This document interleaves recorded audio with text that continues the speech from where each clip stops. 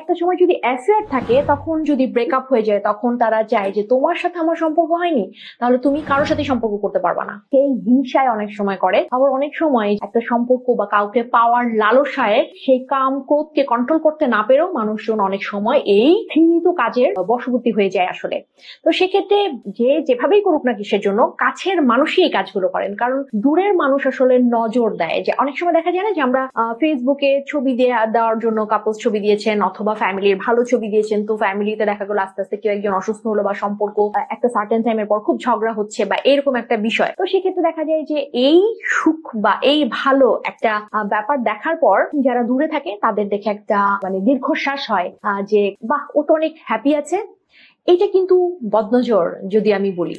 কিন্তু যদি এমন হয় যে ও কেন এত ভালো আছে, ও কেন ভালো থাকবে, এই জায়গাটাতে প্রচন্ড মাত্রায় হিংসা যাদের হয় সেটা কিন্তু কাছের মানুষের হয়। কারণ এই কাজগুলো করার জন্য যেই এলিমেন্টস গুলো দরকার হয় বা এটার জন্য মানুষের কিন্তু টাকা পয়সাও লাগে, ইফোর্ট লাগে, এবং সবচেয়ে বড় কথা হচ্ছে যে ইমান নষ্ট করা লাগে, মানে হচ্ছে দোজকের টিকিট কাটতে হয়। যেই সাহসটা, সেটাও কিন্তু মানুষ ক্রোধে, হিংসায়, জেলাসিতে অন্ধ হয়ে তখন তারা বলবো যে জাহান্নামের টিকিট কেটে ফেলেন, তারা তখন ব্ল্যাক ম্যাজিক করে ফেলেন। এবং এই যে ব্ল্যাক ম্যাজিক করেন, এতে করে হয় কি যে অনেক দম্পতি তাদের স্বাভাবিক সম্পর্ক থেকে তারা দেখা যায় শুধু শুধু রাগারাগি করছে, শুধু শুধু তাদের মধ্যে ঝগড়া হচ্ছে, শুধু শুধু সেপারেশনে যাচ্ছে।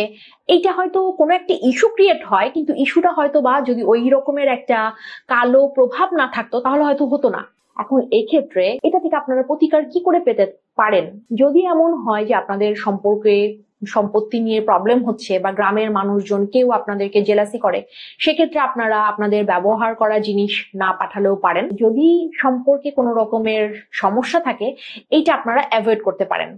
আর যদি একান্তই এই ব্যাপারে আপনারা এফেক্টেড হয়ে যান, সেক্ষেত্রে আসলে খুব বেসিক হচ্ছে 3 কুল পড়া প্রতিনিয়ত, প্রতিদিন সকাল এবং বিকাল। যদি আপনারা খুব গভীরভাবে এটাতে এফেক্টেড হয়ে যান, আপনাদের অবস্থা খুব খারাপ হয়, বেসিক কন্ডিশনে না থাকে, এটা আপনাদেরকে কাটাতে হবে এরকম একটা সিচুয়েশনে চলে যায়, তাহলে যাকে তাকে না দেখিয়ে আপনারা এটা খেয়াল করবেন যে এটা কিন্তু খুবই সেন্সিটিভ একটা ব্যাপার। সেক্ষেত্রে আপনারা চেষ্টা করবেন যে অথেন্টিক আলেমের সাহায্য নিতে, তাতে করে হয়তো বা আপনারা এই পুরো ব্যাপারটা থেকে নিজেকে সেভ করতে পারবেন।